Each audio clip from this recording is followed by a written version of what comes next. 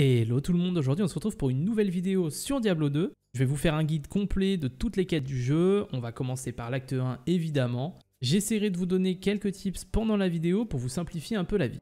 J'ai déjà fait toutes les quêtes donc je pourrais pas forcément illustrer toutes les récompenses ou quoi, mais je vais tout vous expliquer. Donc on commence sans surprise par la première quête. Quand vous commencez le jeu, rendez-vous auprès d'Akara pour pouvoir lancer la quête, le repère du mal. Une fois que vous l'avez, on sort du camp des rogues, direction la lande sanglante, et là, premier tips, j'en ai déjà parlé en vidéo, mais suivez les routes. Dans la majeure partie des cas, votre objectif se trouve au bout. Donc là pour le coup, c'est le cas, mais à un moment, vous allez voir que la route se sépare en deux, donc un chemin pour le repère du mal et un chemin pour la zone suivante.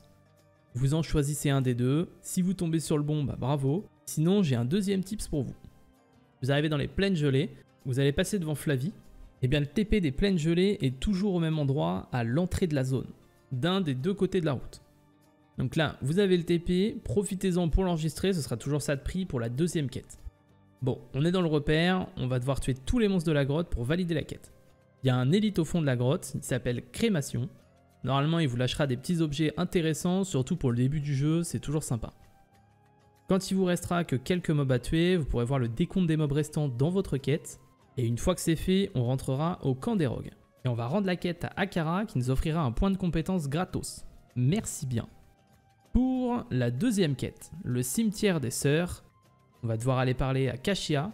Elle nous parlera de l'une de ses sœurs qui a été corrompue et qui lève une armée pour aller attaquer le camp, blablabla. Donc on va aller devoir la tuer dans le cimetière. Le cimetière se trouve dans les plaines gelées. Donc si on a déjà le TP, on le prend et c'est good, sinon on va y aller à Patoun, hein. Ici c'est pareil, on suit la route et on tombera sur un croisement, un chemin pour le cimetière et un chemin pour le champ de pierre. Si vous arrivez direct au cimetière, c'est cool, sinon si vous arrivez au champ de pierre, profitez-en pour prendre le TP de la zone, vous connaissez la chanson. Donc on est au cimetière. Au milieu, vous allez trouver Bloodraven. On s'occupe de son cas et on retourne au camp pour aller annoncer la nouvelle à Kashia. En récompense, elle vous offrira votre premier mercenaire. Ceux de l'acte 1, c'est des archers. Elle vous donnera aussi la possibilité d'en engager si vous voulez la changer. Et si votre mercenaire meurt, vous pouvez toujours le ressusciter auprès d'elle contre de l'or. On arrive à la troisième quête, à la recherche de Kain. Pour la lancer, on va aller parler à Akara, elle va nous demander d'aller sauver un certain Descartes Kain. On se retrouve au champ de pierre. On va fouiller la zone pour deux raisons. La première, on va chercher un vieux livre moisi qui nous lancera la quatrième quête, celle de la comtesse. Et la deuxième, c'est de trouver le passage souterrain pour aller à la zone suivante. Vous pouvez aussi chercher le point de TP de la zone si vous ne l'avez pas encore. Dans le passage souterrain, on va chercher la sortie vers le bois obscur. Vous trompez pas, il y a aussi une sortie vers le passage souterrain niveau 2, mais c'est pas par là. On arrive donc au bois obscur, et là, même strat, on va d'abord chercher le TP de la zone, puis on va essayer de trouver un vieil arbre dans lequel se trouve un parchemin. Il y a toujours une espèce de Yeti élite qui rôde avec ses potes autour de l'arbre. Un petit coup derrière la nuque et on n'en parle plus. On clique sur l'arbre et le parchemin en poche, on retourne au camp pour aller le donner à Akara. Donc elle va le déchiffrer pour nous et une fois que c'est fait, on retourne au champ de pierre et on va chercher un cercle de menhir. On va devoir activer les pierres dans le bon ordre pour ouvrir un portail vers Tristram. Pour connaître l'ordre, vous pouvez lire le parchemin traduit par Akara, sinon en vrai vous faites la bonne vieille méthode, on clique sur toutes les pierres et ça devrait marcher. On traverse le portail et on se retrouve à Tristram. Donc ici c'est une très bonne zone pour XP à bas niveau. D'ailleurs il y a un élite dans la zone, le Griswold, qui apporte vraiment pas mal d'XP pour le coup. Quasiment autant que tous les mobs de la zone mais à lui tout seul. On se rend au milieu des ruines et vous allez tomber sur Kain qui est prisonnier dans une cage suspendue. On le libère et il va rentrer en ville tout seul comme un grand avec un portail. Qu'il ne laissera pas ouvert pour vous d'ailleurs. Donc on clean vite fait les petits mobs qui restent et on rentre au camp. On va parler à Kain, et pour nous remercier, à partir de maintenant, il pourra identifier tous nos objets gratuitement. Sympa le mec. Bon, après, on lui a quand même sauvé la vie. Pour la quatrième quête, la tour oubliée, on va retourner au bois obscur et on va chercher le marais sombre. Ici, il n'y a qu'une seule route, donc on ne peut pas se tromper. Au marais sombre, il y a aussi un TP à prendre, donc on le cherche en priorité. Et ensuite, on va chercher la fameuse tour oubliée dans laquelle se trouve la comtesse. Il y a 5 niveaux dans la tour, donc on va directement au niveau 5. Ce niveau c'est toujours la même map, avec sur les côtés 2 petites pièces pleines d'or au sol. Du coup on gratte tout ce qu'on peut, et ensuite on va au bout, et là on verra la comtesse. Faites gaffe, elle va mettre 2 murs de feu pour bloquer les entrées. on la tue, elle va lâcher des runes normalement. Vous les gardez précieusement dans votre coffre, hein. Je vous renvoie à ma vidéo sur les runes pour savoir quoi en faire.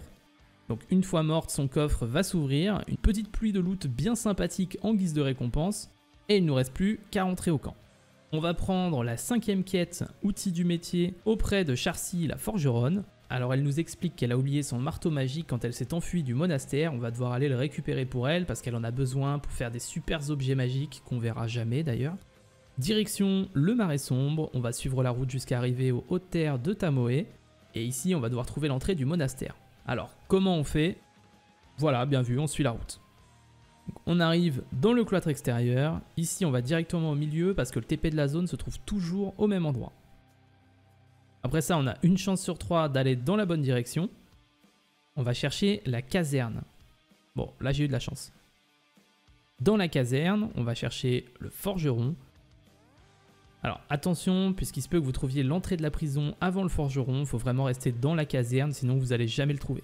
La prison, c'est pour la suite. Donc le forgeron, c'est un bon sac à PV, hein. On le tue, et à côté de lui se trouve une espèce de râtelier sur lequel il y a le marteau de Charcy. On clique dessus et on ramène le marteau à Charcy. Pour vous remercier, elle va vous permettre d'améliorer un objet ordinaire de votre choix en un objet rare. À bas niveau, c'est toujours ça de prix. Et enfin, on arrive à la dernière quête de l'acte 1, donc le carnage des sœurs. Pour la lancer, on va aller parler à Descartes Kane.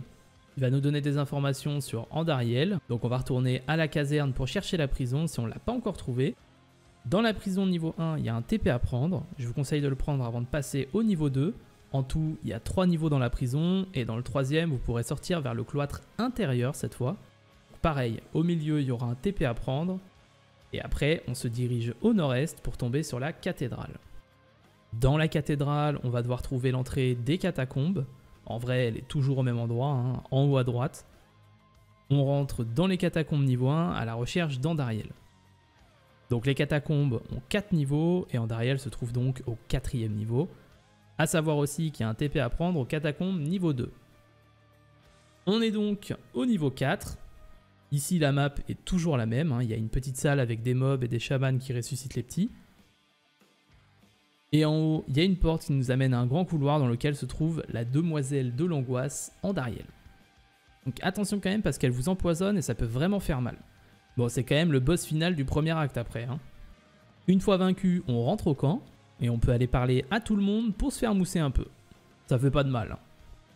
Donc voilà, l'acte 1 est terminé, il ne vous reste plus qu'à parler à Wariv pour voyager vers l'est et ainsi commencer l'acte 2.